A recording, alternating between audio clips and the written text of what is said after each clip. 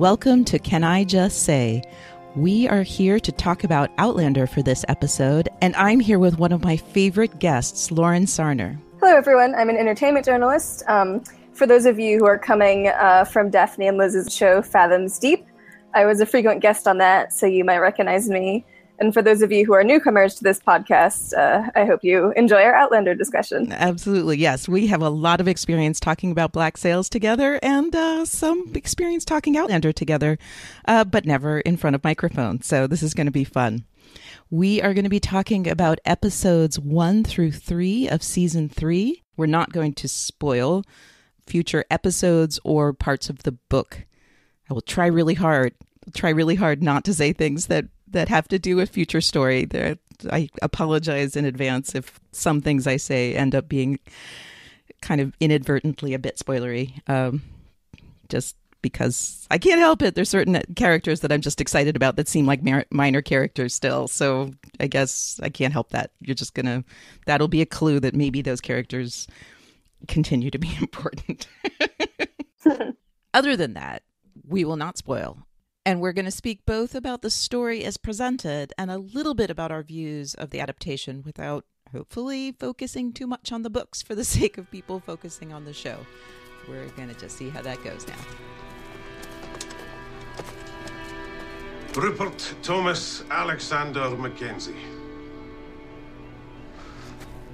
I mean to say at a quick pace, so try to keep up.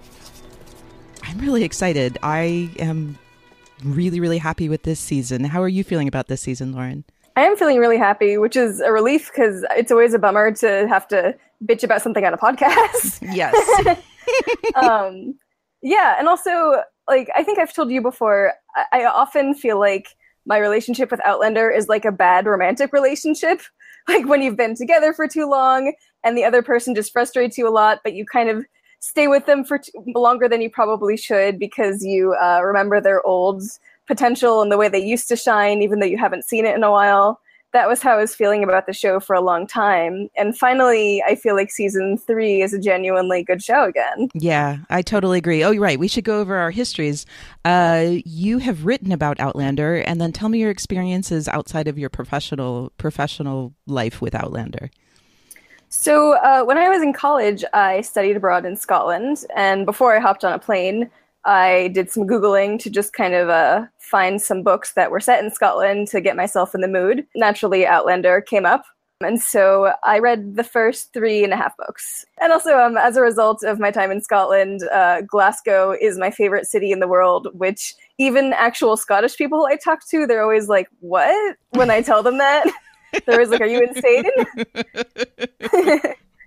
So actually, this season in particular has been a bit of a treat for me because they're doing a pretty bad job of pretending that Boston, quote unquote, Harvard, are Boston and Harvard because the Outlander actually filmed in Glasgow and at the University of Glasgow.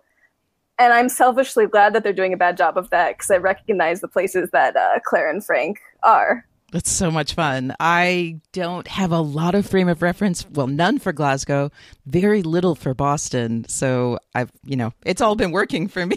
I was going to say, maybe it's just they're doing a bad job. Maybe that's just for someone who's very familiar with Glasgow. And maybe if any listeners are familiar with Boston, you're also kind of rolling your eyes. But yeah, it's probably to the average person, they're doing a fine job. That's so fun. Well, it's an added treat for you, so that's nice.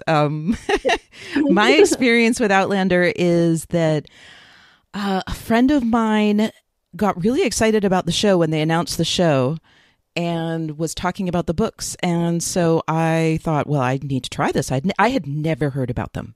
Never, ever heard about them. So this was like maybe a year before the first season started. And I bought Outlander, and then I just went on to consume the whole series up until then. I've read the books a few times. I'm not sure how many times, some of them probably more than others. And I've been watching the show and kind of have a community of friends that we talk about the show. So that's been really lovely. I think I also did at some point say that Outlander's kind of my bad boyfriend, that I was madly in love with most of season 1. Didn't love the last 2 episodes so much. Season 2 didn't work for me so well. And it's beautiful, no question, but it didn't work for me so well. So when we started watching season 3, I was so happy. I mean, I was just truly overjoyed because I feel like this might be not only the best adaptation, like I feel like they're doing a better job of adaptation of kind of getting, not necessarily being true to the books 100%, but getting exactly what I think is the core of the beginning of Voyager. And also just in of itself, I just feel like the episodes are just so satisfying because they're just so beautifully constructed. In addition, Outlander is always visually beautiful. That's always been the case. But I feel like I watch the episodes and they kind of get the side of me that gets really excited about a well-constructed story. That side of me is also really excited now. So yeah, I agree. It's been very elegant so far, and I feel especially the way the Claire and Jamie's dual timelines are unfolding. It allows for every moment to feel a little bit more urgent, whereas in the past, the show has had a bit of a pacing problem often. And so I feel like season 3, I haven't seen any pacing problems, and I think the dual timeline has helped quite a bit with that. Yeah, and we even said, like, it turned out really well that we're covering 3 episodes, that this 3 episodes really feels like its own kind of story within the story, which is pretty great. Like that was an arbitrary choice based on scheduling. We weren't sure when we first decided to do this, like how many times we were going to podcast about it, because we were kind of like, what if we don't love it? So I feel like it worked out really well that we're into podcasting about this, which is great. And also that it turned out that these 3 episodes really feel like a whole part of the story. I have to say, another thing I'm really enjoying about season 3 is that I feel like they're by doing the dual timelines with Jamie and Claire, it finally feels like a time travel show, which sounds a little silly to say because it's obviously been one all along. But I feel like in seasons 1 and 2, it's often easy to forget that you're technically kind of watching a sci-fi show because for all intents and purposes, it feels just more like a regular period drama. Yeah. Talk of changing the future and whatever. But because the time travel aspect of it is a very cool concept, and I'm not saying that I wanted it to be more hard sci-fi. I absolutely like their idea to make Claire's travel through the stones a little bit vague. I don't think it needs to be less vague, but at the same time, I feel like the dual timelines in this season is taking advantage of that concept in the way that previous seasons have not. Yeah, absolutely agree with you. Like in the first season, it felt like time travel existed just to get Claire where she needed to go. Right? Yeah, it was just a plot device. Right, exactly. We needed Claire to get to the 1700s. We needed her to meet Jamie. And we needed an explanation for why she was a little bit more plucky than the average woman was back then. Right. I mean, that's what I loved. I think I'm not going to do this a lot because I don't really want to get into like the intent of Diana Gabaldon or of the production, to be honest. Like I really want us mostly to talk about the story for itself. But this is one thing I love is that Diana Gabaldon told the story that she was writing a story in the 1700s. That's what she wanted. And that she found when she was writing her female character that she just didn't fit. Like that her thoughts and the way she was speaking didn't really fit. And so that's why she decided that she needed to have time travel. Like basically it was kind of not an afterthought exactly, but like not the central purpose of the story. And I feel like in the books, again, don't think this is a spoiler. In the books, I feel like she more and more kind of embraces the time travel and gives it some rules and stuff like that. And the show has done a great job with that, I feel like, of kind of not retroactively, but like incorporating some of the laws of still always vague, which is beautiful, but like incorporating a little bit more of the rules of time travel that came in later books from the beginning so that it doesn't feel like you don't, so it's still vague, but you like kind of understand things a little bit better. I agree with you that this story kind of this bit of story really gets at the emotional implications of time travel. Like that season 2 wanted to do that, and the framing device is very good for a different aspect of emotional jeopardy, emotional, heartbreak, which is something I love. I don't think that the aspects of season 2 that have to do with time travel are very effective. Like the whole, can we change the future or not? Because we know We know they don't change the future from the beginning. So they spend so much time with the whole, like, will Frank die? Won't he die? You know, or will he ever exist, or won't he ever exist, when we already know that they can't change time. Well, yeah, it made season 2 feel kind of dramatically inert as a viewer. Exactly. And so here, this whole thing about being separated and that the weight of history actually had made them have to make choices. The fact that Claire had to go back because of the weight of history, and the fact that they're both kind of existing in relation to that history and being separated, not just the way normal people are separated, but like separated with this element of 200 years and history and like being out of place, which goes to one of my favorite themes of Outlander generally, but one of my favorite themes of Voyager, of this idea of like not fitting, of not being in a place where you fit, and how do you find out how you can fit and who fits and who doesn't fit. And I think that's a really integral part of good time travel stories, and also of this book in particular. And I really love that. I hope that they continue with that theme going forward, because it really moves me a lot. Well, also, quite frankly, I think that Outlander is a show that has always been better at emotion and small moments than it is at plot. Yes. For example, two of its best episodes, The Wedding and The Garrison Commander, are literally just two people in a room talking. Yeah. Whereas some of its plot episodes often get a little bit, I don't want to say goofy, but like just almost cartoonish. I'm thinking of the season 2 episode where they have to kill the Duke of Sandringham. Yeah. And I feel like the way that Jamie ran into his friend Horrocks, right? That's his name. It just felt kind of cartoonish that he ran into him in the Scottish wilderness, like of all the places to run into people. And so, yeah, episodes like that are not the show's strength. And season 2 was leaning too heavily on plot. Yeah, I agree with you. Whereas season 3, this time divide is allowing Claire and Jamie's stories to unfold in their most essential moments. We're not seeing every single moment. And as a result, it feels more intimate, it feels more emotional, and it is the show playing to its strengths. Yeah, that's totally true. And it's interesting because I think like everyone, we love when it's like in the wedding episode, we love when it's Jamie and Claire having emotional moments together, but in a way, forcing them to be apart and forcing them to deal with that and deal what that means for them and try to find meaning without each other after having found each other is really giving each character individually an opportunity to grow and learn, and for us to learn new depths of what they're about and what they're feeling and what they're experiencing. Yeah, no, I really like that. And I find it really interesting how Jamie and Claire are addressing each other's absence in kind of different ways. Like in episode 2 of season 3, Jamie hallucinates Claire when he comes to Lallybroch and he sees her standing in the courtyard. He also, in the first episode, hallucinates her on the battlefield. And Claire doesn't hallucinate Jamie, she imagines him, she conjures him willfully. And to me, that's kind of interesting, the inadvertent seeing the other person versus the purposeful seeing the other person. Huh.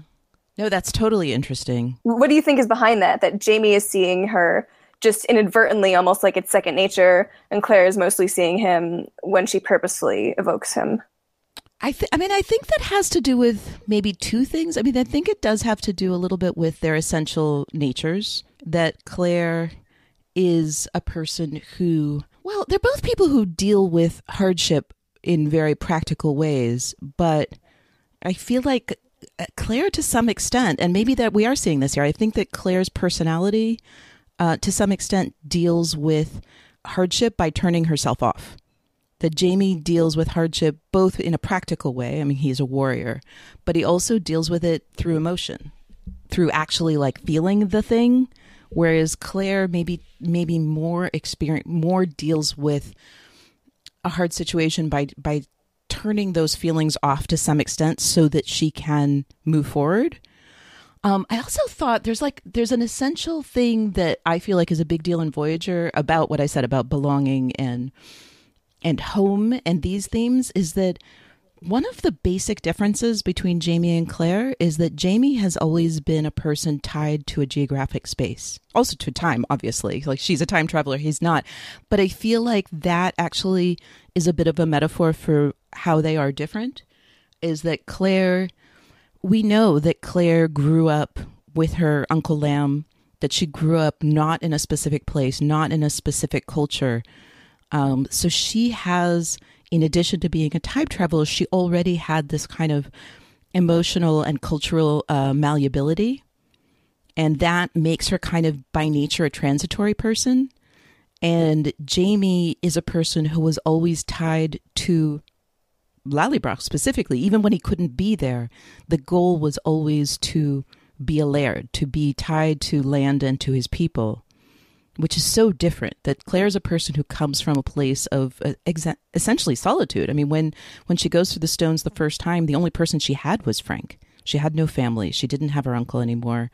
Whereas Jamie, even when he's in exile, even when he's in jail, even when he was in France the first time, like when he talks about it, he always had these kind of like essential bonds to other people and to a place that existed no matter what. And so it's possible that just in a very essential way, Claire is better at these things, is better at dealing. I mean, time travel obviously was kind of new to her, but that perhaps she was better equipped to deal with that sort of monumental change than Jamie was to begin with. I agree with that. But on the flip side, it does seem that some amount of Claire's unhappy life right now, there is a certain amount of self-sabotage in it. I'm thinking of when Frank basically tells her, look, I didn't force you to make this deal. I didn't force you to stay with me. So she and, you know, he does have a point. They do have a really unhappy marriage, but she willingly stepped into it. Yeah. I mean, she did and she didn't. I mean, it wouldn't have been an easy choice for her. I don't know. It's hard for me to imagine what it would have been like for her to come back from the 1700s and be like, all right, I will start my own life. No, but it's true. I mean, she did to some extent have a choice. Right. And she did agree to his bargain. And I even think it's interesting, her friendship or lack thereof with her neighbor, her like, perky American neighbor. Yes, I don't know what her name is. Yes, they say her name. Don't remember her name. Because so earlier she tells Frank that she wants American citizenship, which is really interesting. And she cites, one of the reasons she says America is young and eager. She likes that country. And yet here's this perky neighbor who is, I mean, she's a bit annoying, but she is young and eager, like Claire said America was. Right. Oh, and obviously trying very hard to be friends with her. Yeah, and Claire just can't really seem to connect with her. And of course, Claire's experiences are hindering her from connecting. But previously, we have seen that Claire is able to forge friendships with other women, even when she can't tell them about her experiences. She forged a friendship with Jenny, with Galis before the whole witch trial thing. She made some friends in France. So I'm wondering if part of her is unconsciously holding herself back a little bit, even as she's trying to make herself a new life. Wow, that's so interesting, because I definitely... I mean, that makes so much sense. So, So that's kind of like, I'm trying to think of it now. That's kind of like when I went to college, but I didn't really want to be there. I wanted to be where I was right before college. So I was like determined to not be happy there. I mean, again, it's not a very attractive life Claire has, but in Boston. But no, but you're probably right. So, okay, so I have a question for you about that. So let's say, like, my orientation about it was that all these things we see in Boston, all the chauvinism, so much chauvinism, was supposed to, like, that is us seeing how hard it is for Claire, especially in relation to the 1700s, where, granted, they did put her on trial as a witch, but also her experience was that her capability was often very honored, that she as a healer, it took her time, but she found a community that really honored her. So perhaps what if we're seeing these 3 episodes of Claire, like, really from Claire's perspective, that she's really seeing all these bad things, like with a heightened sensitivity to them because of your idea that she's kind of self-sabotaging, that she's not actually really trying to fit in. Because when she got to Scotland, I mean, sure, she wanted to get back. I mean, she spent, tons of voiceover talking about how she wanted to go back. But you felt like at the same time she was like, part of her was actively immersing herself. I think that she thinks she's actively immersing herself here. I definitely don't think her self-sabotage is on a conscious level. No, of course not. Of course not. And I think it's working in tandem with the chauvinism in this society. I think there are multiple things operating in her life. Right. I mean, I guess the essential with this whole focus that I have on like making a home, like Frank says that in the first episode, he says you always wanted a home. And it just, to me, that felt like such an ironic statement because she like seemed, then we proceed to see her not at home, like more not at home than she was even when she first got to Leoch and had all these people, doing horrible things to her. And she felt like her life was in jeopardy all the time. She almost feels less at home here in this world. But yeah, I mean, that's so interesting. And yet in both cases, in season 1, when she first arrives in Scotland, and also now in season 3, the refuge she finds is through healing. Like in Leoch, that was the way she found her place in the community. Also Jamie, but also but even before, she and Jamie were having, cute interactions in the beginning of season 1. But like really the thing that ended up, to me, feeling like the point where Claire started to feel at home in Scotland in the 1700s was when she started being a healer. And it's the same here in season 3. It's true. It's her most kind of essential self. Exactly. It is her most essential self. So, so interesting. Yeah, because I definitely focused on, for me, the metaphor of the hearth, of her not being able to cook on a stove and then, kind of collapsing in despair and then seeing herself in a mirror right above the fireplace, which she immediately turned into a hearth. That seemed to me like she was just so essentially out of place in what should have been her place. I mean, okay, not Boston because she's from England, but that this spoke to some essential part of Claire that never really maybe fit. That kind of goes hand in hand with her and Frank before this whole story, was that she thought Frank was the love of her life until she found what that really means. And so she thought that the world she lived in, the world of, England in the 40s, was really her place until she went back in time and found out that that was really her place. Those two things aren't mutually exclusive at all. I mean, that could be true, and her, to some extent, self-sabotaging her own perceived will, what will we call it? Like that she sees herself as trying to fit in, but on some level she's not doing that. Is that how you see it? Yes, exactly. And I do love that the show allows her to feel sad about Frank's death. It could be easy to demonize him. It could be easy to use him as a kind of springboard for her to go back to Jamie. And to some extent, he is his death. But I don't know. I feel like Outlander always allows Claire to be fully fleshed out and complicated and not necessarily likable. It doesn't really care if she's likable. And I think that's always been its greatest strength. Yeah, I totally agree. All right. Well, let's dive into the Frank question. Let's dive into Claire and Frank as a topic of these 3 episodes. Can I just say for a second, I didn't always love how Frank was used in this show, which were adaptation choices. I love how Frank is used by the story in this season so far. Well, okay, this season, because he's dead now. So, so I'm going to assume we're done with him. I don't know. I totally agree with you. I mean, I think that the beautiful thing about the position of Frank, and I guess I have to recognize, I think I did even tweet about this in live tweet, I do feel like we have had a little bit of a reset about Frank. And I don't know if that's a storytelling thing, like if they ended up just resetting Frank a little bit. I mean, he was again, they're both flawed characters, and I love that. I mean, the interplay, the Claire part of these 3 episodes are amazing to me. And I believe, in my eyes, Frank exists finally in these stories to serve Claire's story. So I don't know if it's a reset or if it's because we're seeing Frank through Claire's eyes. Although, at the end of season 2, we saw kind of scary, violent Frank, which we also had a moment of in season 1. And I'm not against a character being scary and violent. I always had a problem with the idea that Claire had been pining for, in the beginning of season 1, a man that is actually that awful. Like, I think that the Frank we see in the first 2 seasons is pretty terrible.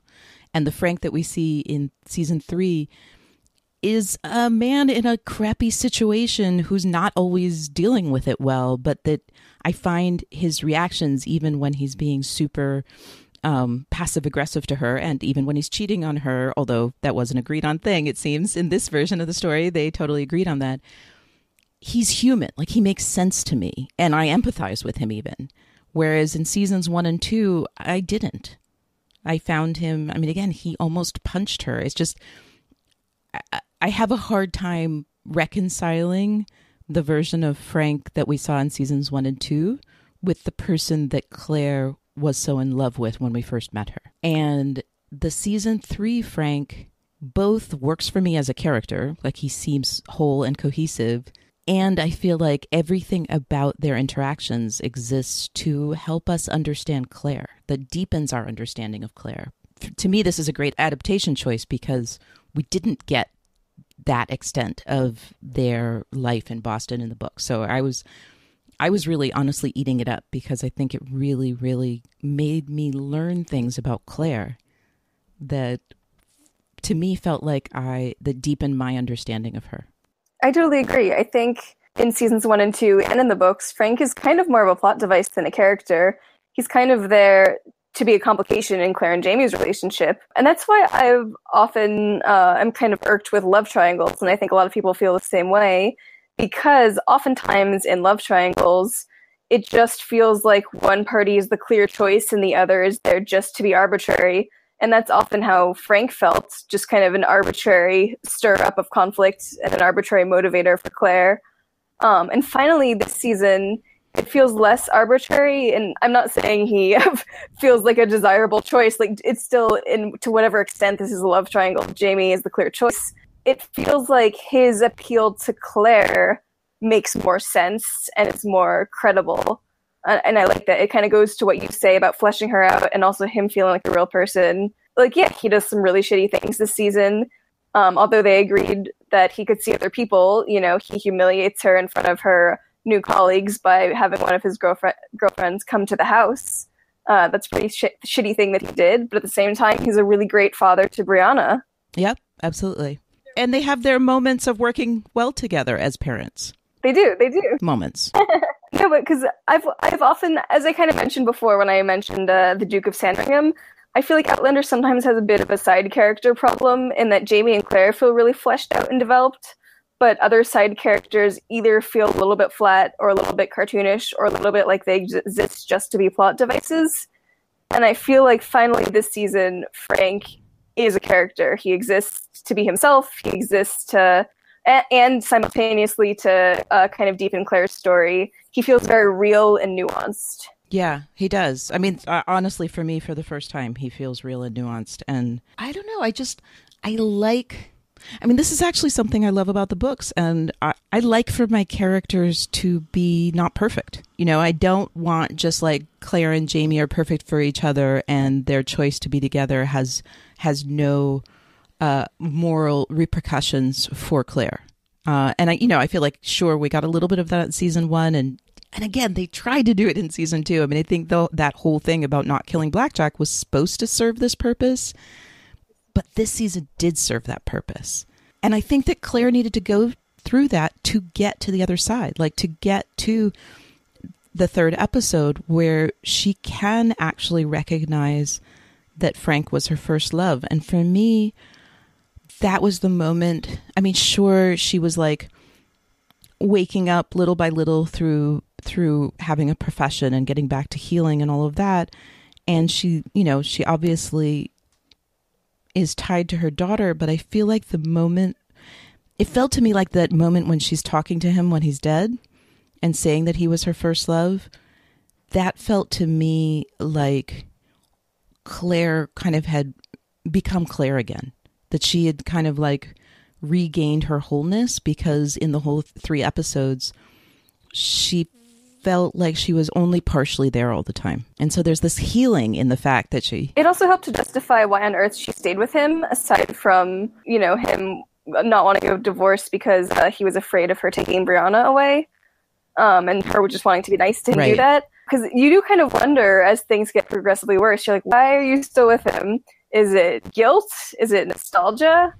It's probably a combination, but it's probably, to some extent, it's also, I guess, inertia, and because he was her first love. I mean, what do you think? Why do you think she stays with him? I think it's mostly inertia. I mean, I think that it parallels with Jamie having said to Jenny that he'll never marry again. I think that Claire was determined to not love again. And so she had this person who could be a good father.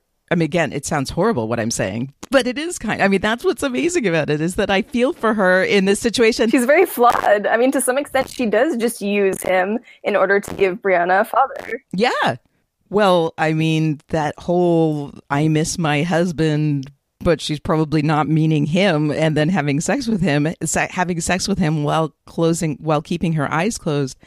Is that not exactly a demonstration of using him? Basically, I don't have that other dude, but whatever, you can be a father and I can have sex with you. I'll just close my eyes and pretend it's someone else. Like, I feel like that's the perfect metaphor for what she's doing in general. And I don't think that she's I don't think she's maliciously doing this. I think that more than anything, she feels powerless. I mean, I think that when we first see her in 301, that's what we see more than anything, is this, is that she's there, but she's not really there. And then in 302, we see her kind of trying to be there. No, I'm not going to say it that way. I think she's honestly trying for a while. Yeah, she is. Then we go from, just my favorite, well, no, I have a lot of visual favorite things in these 3 episodes, but one of my favorites is that 302 starts with Claire imagining Jamie and having a sexual experience by herself, and then you pan out to see that Frank's in bed with her, in the one bed, which is a little bit horrifying. It's very stone cold. I like it. Claire can be very stone cold. Yeah. Exactly. That's what I'm saying. She really has a capability for stone cold. I mean, it's funny because she also has this capability for doing things that are really not smart because she feels so much, like when she went, in the beginning of season 2, when she wanted to look at that guy who was sick and ended up, creating the whole thing with the burning of the ship and all of that. She's also really good at following her emotions and not being smart. Really good at following her emotions and saying stuff she shouldn't say. but she does have this stone cold side. And I think, so you start with that scene of her, and then you find out that Frank's in the one bed with her. And then that is mirrored at the end of that episode where they seemingly so cordially say goodnight to each other. And then you pan out to see they're in separate beds. And for me, that shows her transition, that she had been passive and not known how she fits into her 40s/50s world, but trying to make do, which was inadvertently hurtful to Frank. And then we see her transition to a place where she reconnects with her essential self, and that allows her to take control and be more honest. The separate beds represent the honest way that she can live with Frank and fit in the time frame to which she is now bound. But that honest version of their life, of the life she can offer Frank, I guess, isn't one that he wants or is easy for him. But since this is Claire's story, it allows her to get to that place of healing and ultimately integration that leads her to be able to say, at least to dead Frank, that she did love him. And I'm super thankful for that last scene, because I never imagined myself getting emotional about Claire and Frank's arc or their relationship or whatever, the tragedy of their relationship. And yet I was, and it was so beautifully done. I love it. You remind me I have something to fight for.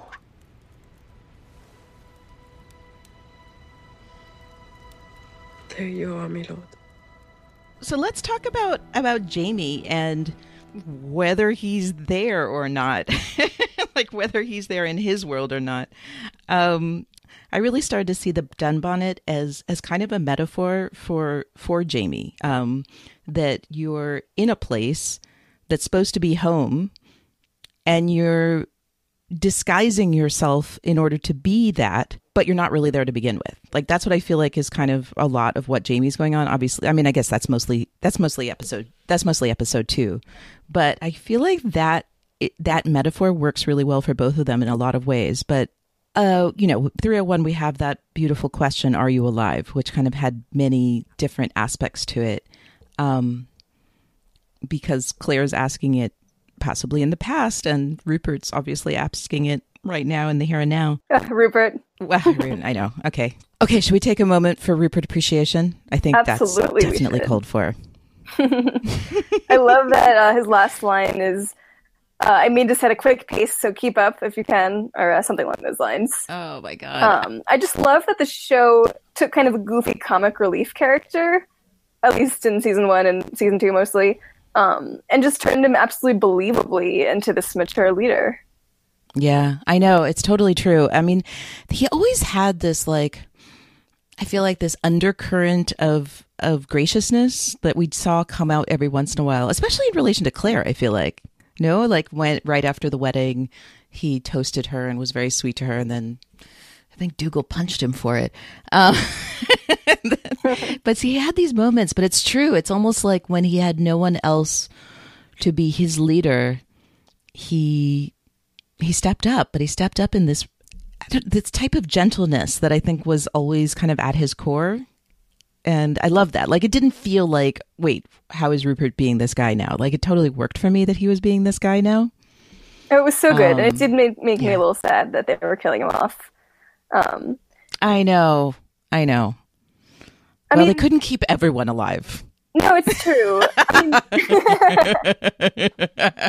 Sorry, go ahead. To be quite honest, one of the reasons I did not continue with the books after the third book is that although Claire and Jamie are great, just 2 characters are not enough for me to continue, and they either killed off or removed most of the side characters that we had grown to care about. And sure, they added in a bunch of new ones, but I was like, I don't know, no new friends. I don't know these new guys yet. Where are the old guys? And so, and so I was wondering if this was going to be a problem for the show, because I mean, Dougal was such a force in the first few seasons. He was more so than in the books, much more. Yeah, he was not exactly a great guy, but he was a very interesting, compelling guy. And so I was a little bit concerned when they killed him. And now they've killed Rupert and Blackjack, and Galus is gone. So all of these side characters, and most of the clansmen. So all of these side characters we've come to care about are kind of purged. But one thing that does give me hope. One thing that does give me hope for the show is still around, which he is not in the books. I actually cheered when we got Murtagh. And I love the reveal. I love the way they did it. I love that we hear his voice first, because his voice is so iconic. Like, there's just no way you didn't know. I mean, well, okay, I say this, and yet I heard his voice and I was like, no way, I can't believe. And I love that they did that. Like, that I actually had a moment of going, there's no way they actually gave me the thing I had wished for. Like, I have talked to many people about this. I've tweeted about it, like, just wishing that we could keep Murtagh, and I'm not alone. And you and I even talked about it. We talked about how useful it would be for the story to have Murtagh, because Jamie would have someone to talk to. It's true, and I feel like in previous seasons, Outlander has been a little bit too shackled to its source material, to its own detriment.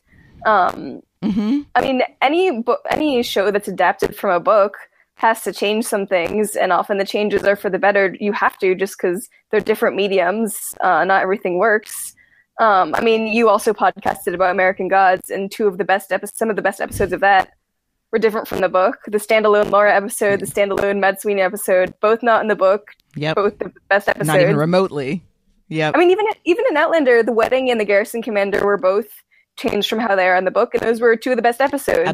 Absolutely. Yes. Yeah. Season 2, I think part of the problem why that was the worst season so far is that it was way too shackled to the source material. So I'm so pleased that they felt confident enough to make this major change. That is definitely a change for the better. Right. In addition to just, loving Murtagh.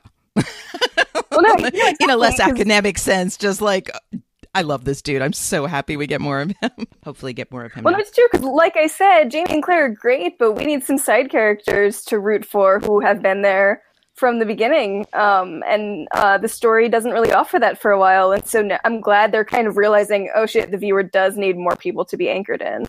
We do have one of my favorite characters. He's not an original character, but one of my favorite characters arrives now. I really, really, really love Lord John Grey. I do love him so much. And I've actually read his side stories. Like, that's the thing. Like, there's a whole series of Lord John Grey books. I've read those. So it's very hard for me to, this is one of the probably many moments where it's very hard for me to separate my emotions about the show and my emotions about the books. I adore him. But I also think he's really great in that episode. Yes, he is. I mean, to be quite honest, I in the book was not that interested in him. I found him a little bit flat on the page, and I also really liked him on screen. I thought he really came alive. He was really interesting. All of his interactions with Jamie were interesting and compelling. It was really nice to see Jamie slowly realize that both a redcoat and a gay man could be nice to him. Seeing Jamie kind of come to that realization was very interesting. Yeah, everything about their interactions worked very nicely. Yeah, I mean, it almost feels to me like, okay, I am just going to say this, like, Lord John Grey is important in future books. And I feel almost like, not that they preempted stuff, not that they went forward from where they should. And I think that the development was beautiful, like truly beautiful, that both of them had such animosity towards each other. And that we find out later on that Jamie did know who he was and all of that. And the conversations, the two conversations that go to the flashbacks, the two conversations that go to the moment when they met in the past. I love that the two of those are like, one of them is so confrontational where Jamie is mocking and Lord John feels shame, and that you see part of this progression of their relationship goes towards a place where they open up to each other and where Jamie can recognize, whether he believed it or not, I think he did. I mean, I think he did honestly respect that the younger version of Lord John did honor his wife and did try to protect his wife, even though he didn't know she was his wife and didn't know she wasn't in danger. I love that they reach a place where Jamie can recognize that, and that Lord John can feel buoyed by Jamie's recognition. I really love that it was a moment of healing, I think, for both of them. And they're both obviously people who had been very damaged by Culloden. And to some extent, even though other things happened in the episode, and so it wasn't just an episode about the two of them in a room talking, it to some extent was Outlander doing that thing that it is very good at just having one episode focus on one character relationship between a pair of people and it evolving over the span of one single hour. And that is one of Outlander's greatest strengths. And I'm so pleased that Outlander's finally kind of seems to be realizing its strengths and weaknesses. It's doing that thing with the character relationships. There are hardly any voiceovers in this season so far. Almost none. And there have been 3 whole episodes where there have been no rapes or attempted rapes. I'm so proud of the show. Yep, absolutely. It's got to be like a record. Yeah, well, yeah. That is definitely a record. I see a parallel to Claire's situation was that, we have beginning of season 3 Claire, and then Claire remembering her essential self, which is medicine and healing. And then she can reach this place where she can let go of the past trauma, that she can forgive Frank and recognize that she loved him. And we have the same thing with Jamie, is that in the beginning, he is doing everything he can, well, first to die, and secondly, to not be where he is. And for me, that moment when he decided to surrender himself was him finding his essential self, that remembering that, well, I guess it was the Fergus story is what brought him there, but the process of going there, remembering that Jamie's essential self is a laird. Jamie's essential self is a leader that serves others. And so I think that part of that, and we get to see a little bit of that in Ardsmuir. I was hoping for more of that because I find it super touching, the moments of Jamie with the other prisoners. But I feel like that you get to see Jamie kind of start to inhabit his essential self more, and that's what leads him to a place to be able to open up to a redcoat, to open up at all. I mean, to open up and be able to say Claire's name. Like, I remember thinking, and I don't think they did this really well, like in the beginning when he's bringing thistles to Murtaugh, and he says, "I learned this from a lass." And I was like, wait a minute, dude, you're talking to Murtaugh. Like, he knows who you're talking about when you say you learned this from, like, that just seemed really weird. And I feel like that line existed so that when he starts speaking of Claire and saying her name to Lord John when they're both talking about people that they loved and they lost, that part worked for me. Like, when Jamie says Claire's name and speaks so emotionally about her, finally, that worked for me. The thing in the beginning with Murtaugh didn't really work for me, but I think that's what was going on. That was a less successful beginning of episode and end of episode. But I love the idea that Jamie, what brought him out of his kind of Dunbonnet self, this person who's like hiding and not really belonging, and into the self that we see at the end of the third episode, is the same thing. It's his essential self. That's interesting. That's kind of making me see a little bit of a new perspective on it. Because I had previously thought his most essential self, he kind of reaches it in the third episode when he bargains with Lord John to save Murtaugh. Because that to me was him kind of assuming his leadership, his laird-like roles again. And to me, previously, his surrender that you cited that moment to me previously didn't work because when he told Jenny, I'm paraphrasing, but he basically just said, it's fine if I'll go to prison. My life here is basically a prison. It's really no different. To me, that didn't really work because an essential part of his character is he's been traumatized. He's been raped and tortured in prison. So I'm like, why is he being almost nonchalant about going to prison? Like, Jamie, of all people, should know that while his situation living in a cave is bad, yes, he is equating it to prison is weird because he's not being raped and tortured. And although he does not receive that treatment in prison, he doesn't have a way of knowing that would not happen. So to me, that moment felt a little weird, and it felt a little bit like him going to prison just because the plot needed him to go, rather than an organic character moment. But you citing that as him kind of performing his laird duties and just thinking about his sister and Ian's safety makes his decision to go to prison work a little bit more for me. Oh, yes, I know that totally worked for me. And I felt like it actually ties to when he gave up Lallybroch to his nephew, which of course he had to do for everyone. But for me, that's a really emotional thing. I feel like it didn't have quite the I mean, maybe it did for Claire because she's crying when she's signing the deed of assassination. But for me, that was a huge deal because of this, again, this concept I have of Jamie of being so tied to the land and his people. So giving up his land was like the first stage. So that was a really big deal for him, that he's now, that is the metaphor, that he's living at Lallybroch. He's living at his home, but it's no longer his home.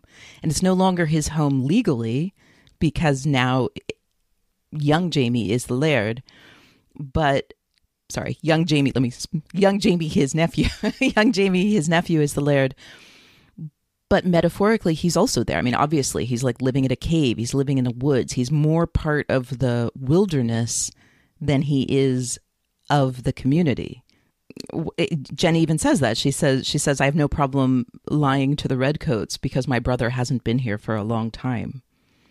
So, I mean, so there's also this kind of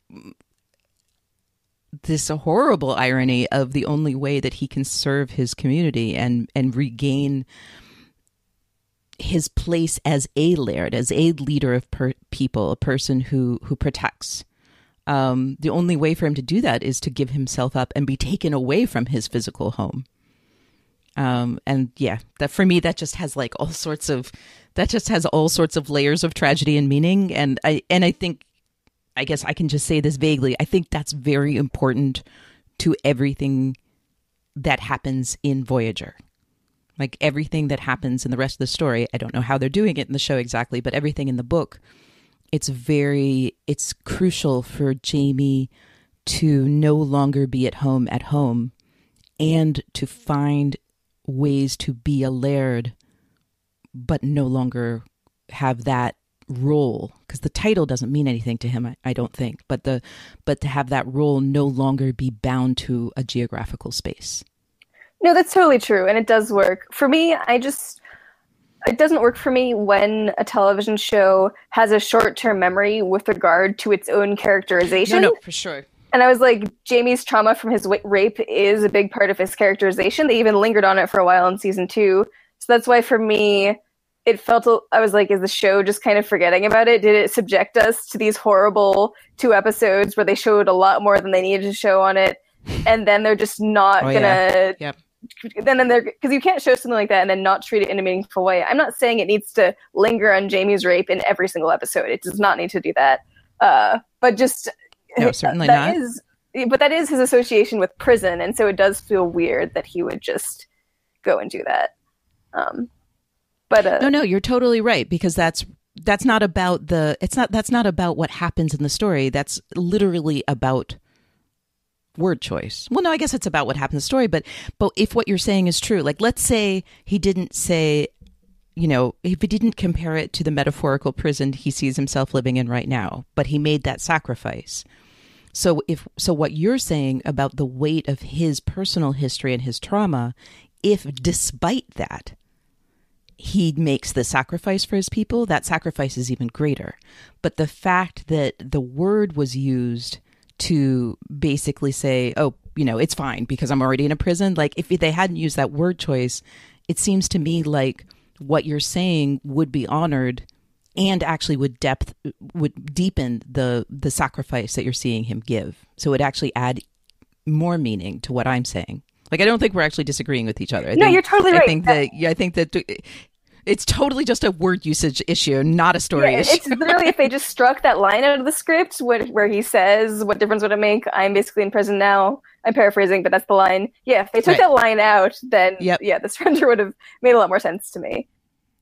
Okay, so but we're talking a lot about episode 3, Jamie. Let's talk about episode 1, Jamie. I feel like we're although I'm way more interested in Claire's story. Well, no, I'm not way more interested in Claire's story overall, but I'm more interested in Claire's episode 1 story. But I love all of his flashbacks, and I wanted to hear your opinion on the fight between him and Blackjack Randall. I still haven't decided. Like, I've kind of gone back and forth about how I feel about the weird lighting, which was obviously not just, or I think obviously not just natural, like sunrise or sunset. Suddenly the light changed lighting. It seemed very starkly different and colorful in a way that the lighting hadn't been up until then. What do you feel about that whole thing visually? I liked it. It kind of reminded me of that Macbeth movie starring Michael Fassbender that came out, I think, in 2005, which you should totally... Oh, which I haven't seen. I totally need to see that. Yeah. Kind of dreamlike battle sequences. I do like dreamlike battle sequences. I do understand that they don't work for everyone.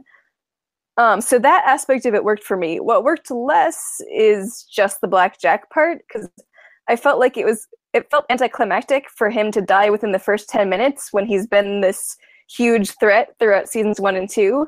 It almost felt like if you turned on Game of Thrones during the final season and if Cersei were to die within the first 10 minutes, as the viewer, you would be like, wait, after all that, this villain just dies within the first 10 minutes of the new season. And so for that, in that aspect, I feel like this scene should have happened at the end of season 2. Because it felt, I mean, Blackjack's death was closing that chapter, the saga of Jamie and Blackjack. And just in terms of pacing, it's weird to close a chapter in your story within the first 10 minutes of a new season. That should have been an end of season 2 thing. That's totally true. So then the question is, should the battle have been at the end of season 2? See, it's interesting because you don't really have the battle in the books. So they had to make a choice about that if they were going to show the battle. And of course, they're going to show the battle. I love that they show the battle through flashback. That I adore because Jamie's so not really there. I mean, he's dying. He's, so any of his memories feel, they feel like a fever dream to begin with. Like they already have this kind of feeling of fever dream, although they're very stark at the same time. So it's really interesting. But yeah, I don't think they could have put it at the end. Blackjack needed to die. I think, honestly, this is a moment where I prefer how the book dealt with it. Like, I like that Jamie has no idea how Blackjack ended up near him.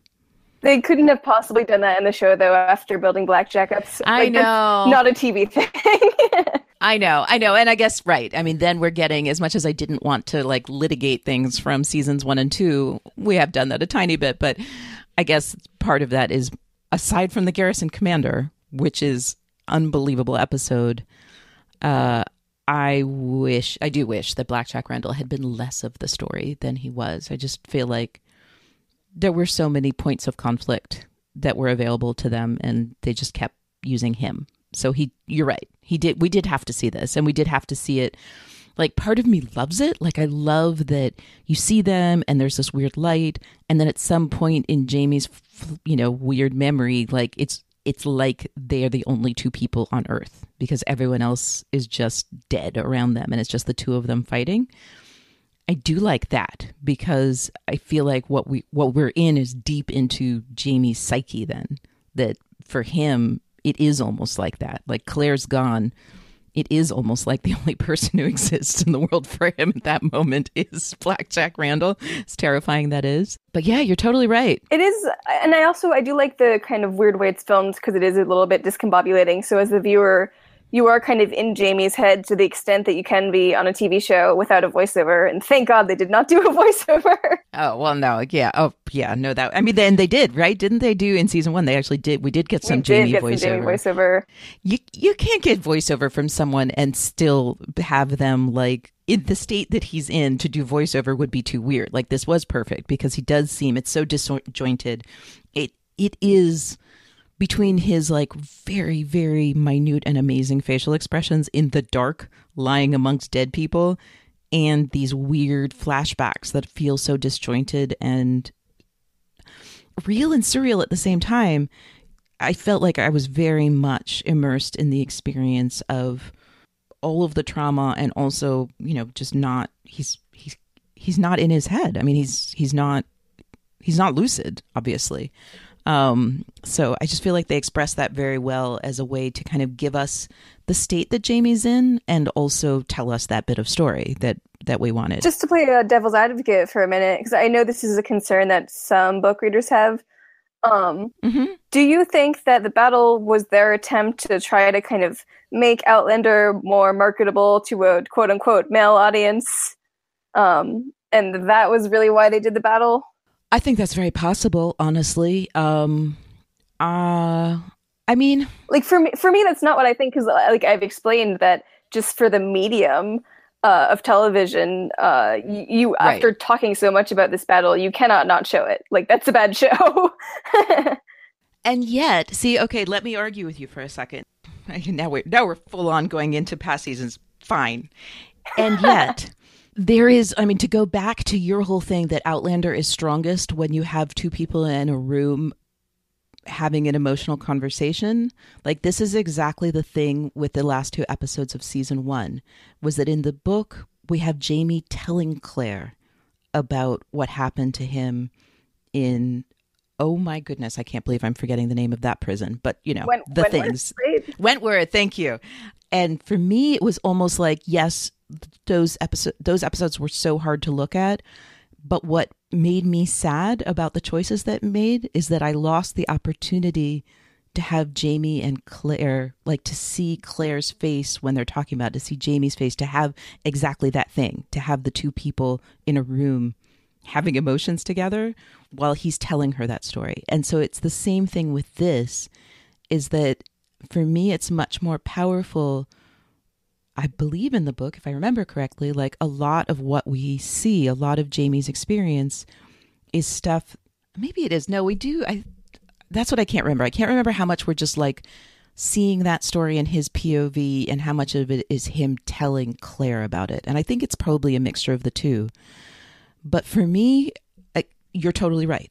Outlander is its strongest. Outlander is its most emotional when we see the characters tell each other about trauma rather than watch them experience it.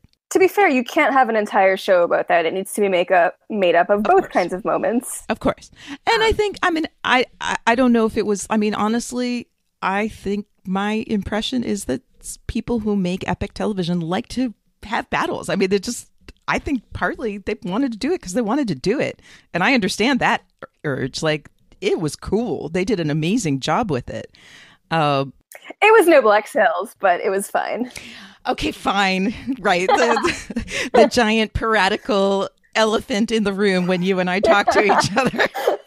We've gone this far without mentioning it. I had to sneak it in there. I know, it's so true. So true. Everyone watch Black Sails. And then you can listen to Fathoms Deep and read everything that Lauren wrote. And it's the best show ever. Sorry, Outlander people. I love Outlander too, but Black Sails is my show. Yes, it is. It is no Black Sails.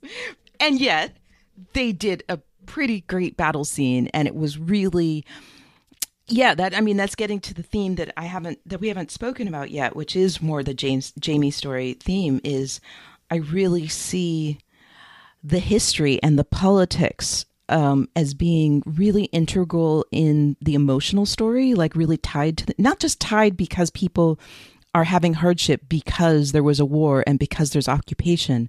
But I feel like one of the things they did an amazing job with is using aspects of history to deepen your understanding of the emotional state of the characters.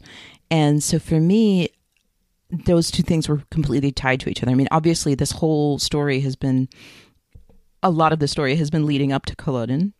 And part of that is this thing that, even though the Scots did very well for a while, this battle was a battle they were never going to win.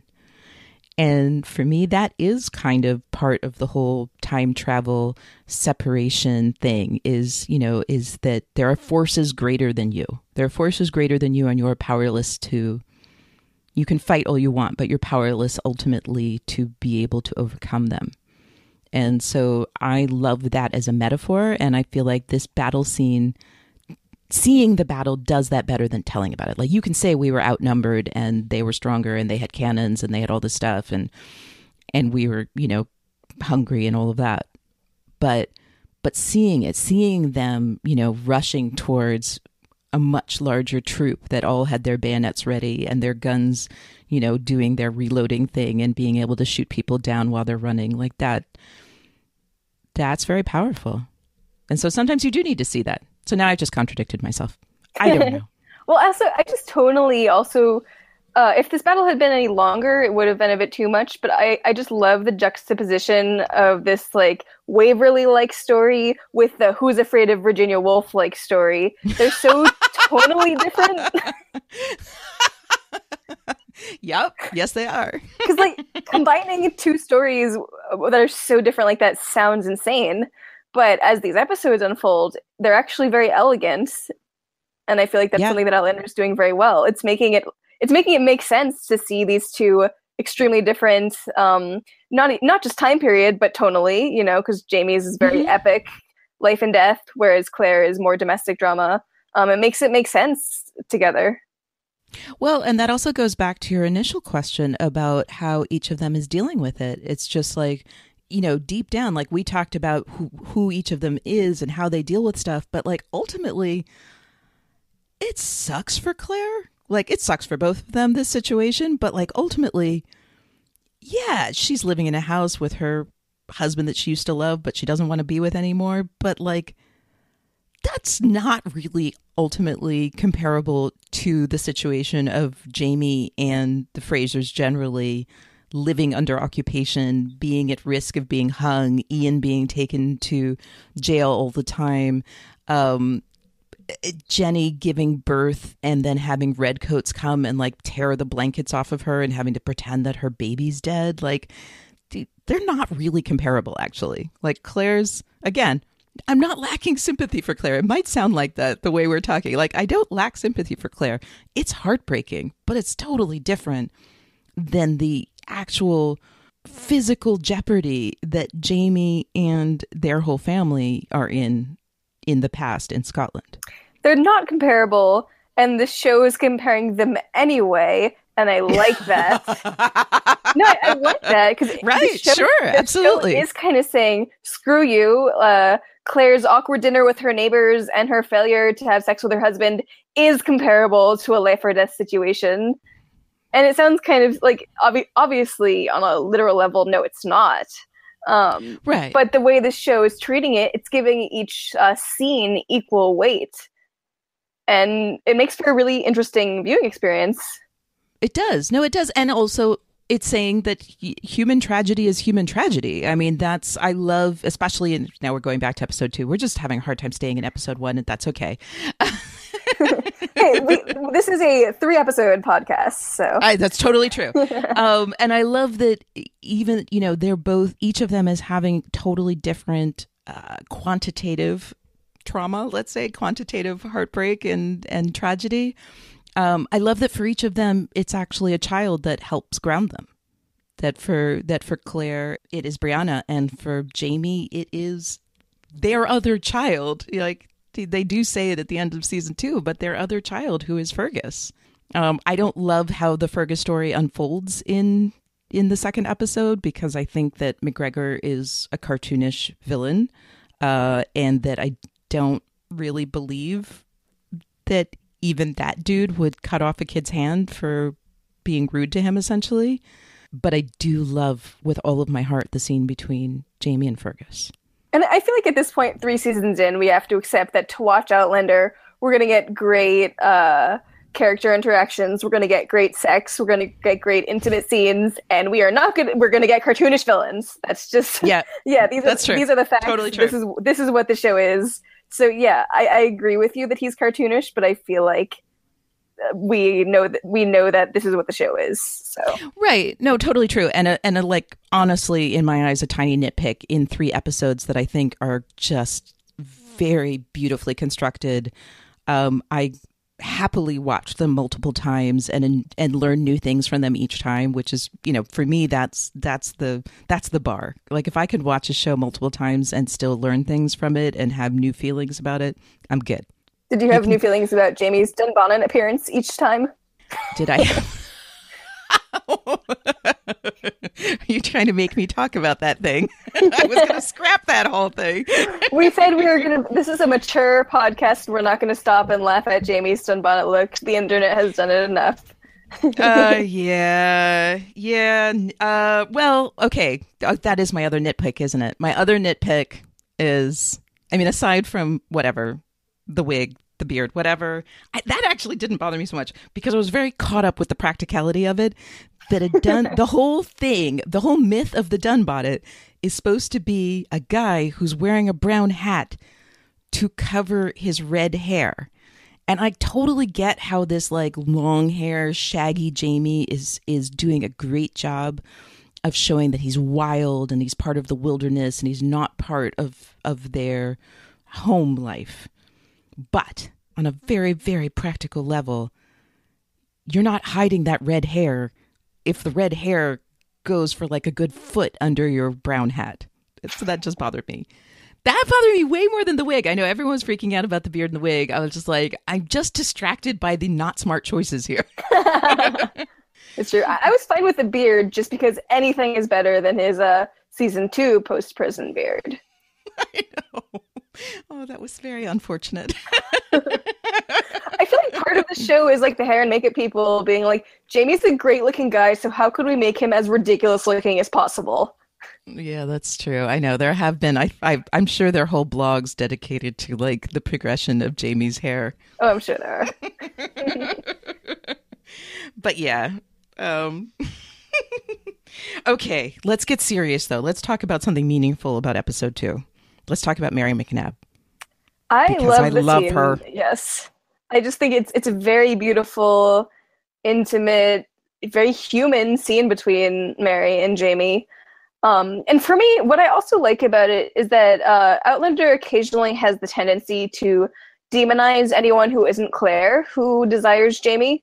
We've seen this with Leary. I don't want to go too far in the future, but there is another character who this happens with. And you know what? Granted, sometimes other women suck. I'm not saying it has to do a whole sisterhood thing. Leary kind of sucked. That's just who she was. Absolutely. But when it's everyone who isn't Claire, that's a bit of a worrisome pattern. And so I was very pleased that the show broke that pattern by making Mary a very sympathetic character.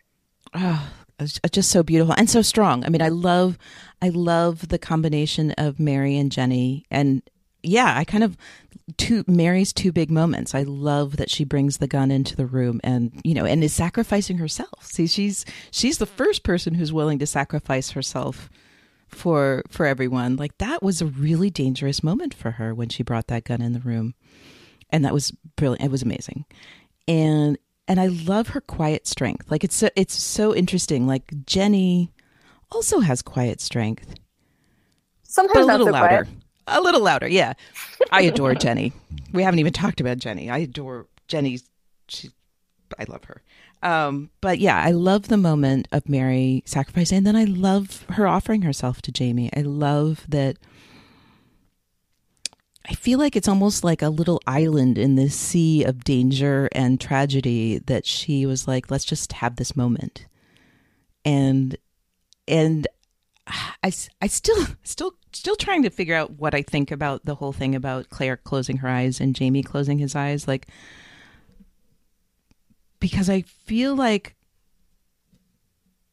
and I find both of them separately totally interesting. The fact that they're both in the same episode is what I'm trying to make sense of.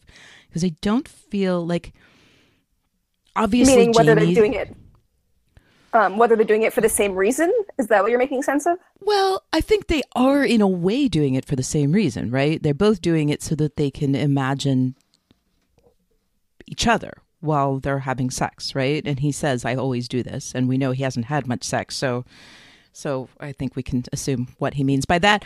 And which, again, she was doing as well. This is a show that recognizes all sorts of different ways to have sex.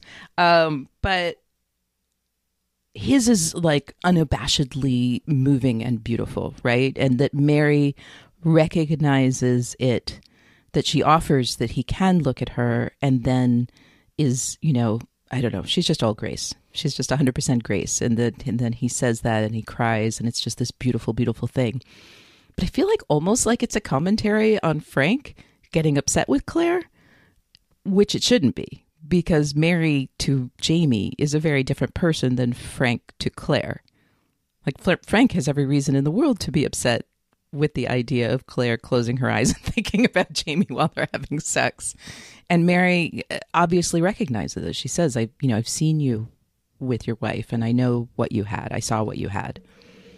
So I don't know. I don't know if that was intentional. Like, I just feel like if it's an intentional comparison, then that makes me a little sad, because I don't feel like that's getting. And maybe there's a comparison, like maybe there's a connection that I'm not seeing, which I would love to hear if there's some connection that is somehow satisfying in both directions. To have both of them closing eyes can't not be intentional. You know what I mean? Like, I feel like there is a connection being made. I just haven't figured out what that connection is. I think it's just kind of the show, continuing to parallel Claire and Jamie, but showing here are the ways that they're very much alike in certain ways, but also very different in certain ways. They're both closing their eyes and imagining each other, but the outward situations are pretty different. Similarly, what I really liked about episode 3 was that they were paralleling each other, but in kind of opposite ways. Claire's relationship with Frank was breaking down and dissolving, as we were watching Jamie's relationship with Lord John Grey build. Mm-hmm. So that was another kind of interesting, one relationship building while another dissolves, but they're still both paralleling. So to me, this sex scene was the same thing. It was, we're kind of looking at two similar things, but their similarities also reveal their differences. Right. So you're basing your kind of interpretation of it in Jamie and Claire and not in Mary and Frank, which is probably what I should do. That might be a better way to go. No, Mary and Frank, though, to their credit, they do feel like very fleshed out, very real characters who are living their own stories. I feel a little bad for Mary. I almost feel as if she kind of has her own little romance novel in her mind that would be called something like a Second Chance with the Highlander or Second Chance in the Highlands. And it's just that's not in the cards. I mean, I'm not saying that she necessarily like wants several encounters with Jamie, but I feel like we are given a glimpse that maybe she's had a little bit of a crush on him for a little while when they have an interaction. He did save her from an abusive husband. No, exactly. So I feel like she could potentially have wanted to build something, and besides one moment, and that just was not in the cards. So I did feel bad for her in that regard. Yeah, I guess I don't feel that bad for him, and I'm sure she wouldn't say no to him. But I feel like that scene was more about. I mean, I took her at her word that that neither of us have had this, and let's I want to do this. So just to make our have this moment of grace to help us go on with, it's not like her life is going to continue to be that easy either. I mean, I feel like they did a really great job of demonstrating that for us, that it's not like Jamie's going to go off to jail and everyone else's life's going to be so easy now. It's life in the Highlands is rough, really, really rough. And not just because they were looking for Jamie, but because they are in occupation by a foreign military. So I kind of more. I mean, I like your. I think I would love it for you to write Mary McNabb's story because she's a compelling fan fiction. Yes, I would like the Mary McNabb fan fiction, but I feel like in this moment, I totally am taking her at her word that she's offering herself again. This isn't a sacrifice exactly, but an offering, which is a little different, but also in the same vein to some extent. All right, so let's move on to summing things up. It was fun. I've actually, it's funny, you and I have talked about whole seasons of Black Sails, and Liz and I have talked about episode by episode. It's an interesting thing to cover 3 episodes, like to cover a section of a show, but not a single episode of a show is really fascinating. Thank you for joining me for this. Of course, it's been fun. All right, let's talk about our favorite things. Joe's Salvation Elixir. Is this your prescription for everything? Nothing a cold martini won't cure. What was your favorite thing from these 3 episodes? I have 2 favorite things. Let's see. One is kind of superficial and silly, and maybe it's not anyone else's favorite thing. It's the moment when Jamie and Lord John Grey are just standing out kind of in the moors, and the camera pans out to show the Scottish landscape around them. It's because, to me, one of my favorite aspects of the show is the landscape porn aspect. And I feel like we got that a lot in season 1. And I mean, that's one of the reasons. Switch that for parlor porn in France, in Paris. See, I don't really care. I'm sorry. I know some people that really does it for them. It doesn't do anything for me. Maybe because I am in love with Scotland. And to be honest, that is one of the reasons I did stop reading the books. Because I remember in the first season, the cast and crew were kind of talking about how Scotland is a character. And I was like, all right, well, if you remove my favorite character, I no longer really cared. But and that's kind of how I felt about season 2, because they removed Scotland. I was like, all right, well, I care a lot less. And so that was just a really nice moment, because that's always been one of my favorite aspects of the show. Another favorite moment, this might be a little spoilery, but I'll be very vague. Okay. I know a lot of book readers have a very certain favorite moment that they're anticipating, but mine is actually something different. And that moment is hinted at when Jamie is watching that dying man kind of babble on. Uh-huh. Yes, when he's babbling. So that hints at a sequence that I'm very much anticipating, just because Voyager is a bonkers book, and I'm really wondering... Voyager is a bonkers book, and I actually love its bonkersness. Well, I'm more just extremely curious about how they're going to execute it and how they're going to pull it off. So I liked that moment because it was hinting at the bonkers thing. And so it was kind of it's totally very much hinting at the bonkers thing. So it was building my anticipation of how the hell are they going to do this? Yep, that's true. Well, they will deal with it somehow, I'm sure. It's hard for me to, I mean, yeah, they can't not, and we will end up talking about it, so that'll be fun when we get there. Yay, I'm kind of glad that you love that part, because, yeah, it gets a little crazy. All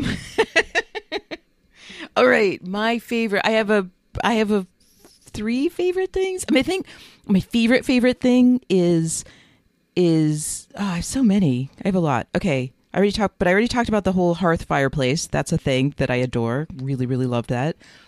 My favorite thing is when Myrta shows up in the middle of the battle in Jaime's flashbacks. I just love that so much. I love their moment of banter. I love it was like the most Myrta moments as far as I was concerned ever. And I really loved it. But we haven't talked at all about Joe Abernathy. So also I love that Joe Abernathy exists. So that's wonderful because he's one of my favorite, very, very, very minor characters. I really love him. But I especially love in the 3rd episode how like they have this whole conversation about the cocktail that he has, because that's the moment that you're supposed to know that he is Claire's one true friend, that they were meant to be together. I love that. Okay, so I guess it was funny. I actually wanted to add things we look forward to in totally vague, non-spoilery ways seeing, and you already did that. I think I'm not spoiling anything if I talk about the thing that I'm so looking forward to and will most break my heart in the whole world, right? Because it's been in all of the advertising. There are sets in the future that I'm going to be really happy to see, and they're also going to break my heart. We will definitely be mentioning them. Probably guess which set is which. I'll just say it corresponds to something in Black Sails. Yes. Sorry, everyone, if that wasn't vague enough for you. All right. Well, Lauren, thank you so much for joining me for this. This will be a series. We're going to our next episode. We will be talking about episodes 4, 5, and 6. I'm under the impression that episode 6 might be an important one, so it'll be really fun for us to talk about it. And where can people find you on the internet? You can find me on Twitter at Lauren Sarner, just my name. And I actually have an article about Outlander that will, by the time this episode drops, I think it'll come out a few days after. So be on the lookout. I'll share it. You can find me at Daphne Olive on Twitter. If you're not following us yet, you can follow this podcast at Just Say Podcast on Twitter. We will be live tweeting every episode, either at the East Coast or the West Coast airtime. I will announce each week what we're doing, and you can always tell us what you're thinking about the things we say about Outlander and other things using the hashtag #CanIJustSay. All right. Thank you, Lauren. Thank you, everyone, for listening. Bye, everyone. Thank you. Thank you, everyone, for joining us. These are our upcoming episodes. On the 9th of October, in 2 weeks, Elizabeth and I will be talking about the 1998 movie, Elizabeth, one of my absolute favorites. I'm so excited because she'll be watching it for the first time like I did with Master and Commander. Then on the 23rd of October, Lauren will be back to talk with me about Outlander episodes 4 through 6, which I'm pretty excited about. Please, we are a new podcast, so please go over to iTunes and leave us a review. It will help us so much and help other people find us. Thank you so much. Bye. Can I Just Say Podcast is a Common Room Radio production. For more information and our other shows, visit commonroomradio.com. To show your support, pledges of as little as $1 a month can make a big difference. Visit patreon.com/commonroomradio to pledge support and access bonus features that are just for patrons. And join the conversation by using the hashtag #CanIJustSay and follow us on Twitter at Just Say Podcast. We request that you keep your tweets respectful and positive, and you can always email us at podcast@commonroomradio.com. Thanks for listening.